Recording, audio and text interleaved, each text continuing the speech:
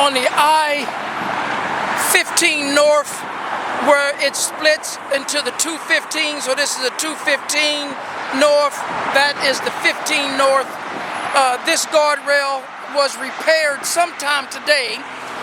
It was damaged about 6 days ago. I was here yesterday and it was still in a damaged state, and now today it is repaired. I'm not sure if it is fully repaired. So you can see this post here is in the ground. It has concrete around it.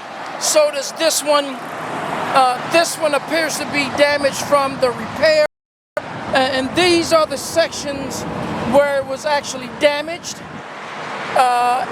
And these posts had been overrun. And so they did not complete the repair as far as putting the concrete back in around the post. I'm not sure how that is going to affect the performance of the rail, but it is now appears to be crooked a little bit. So I'm not sure how that's going to affect the performance either. But again, this guardrail was damaged for about 6 days. It was repaired sometime today.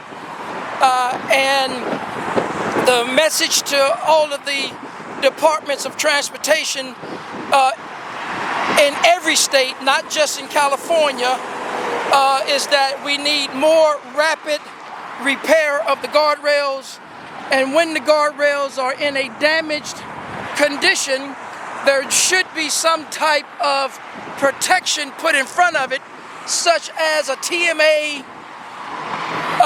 to protect the drivers that come through these areas and approach these damaged guardrails.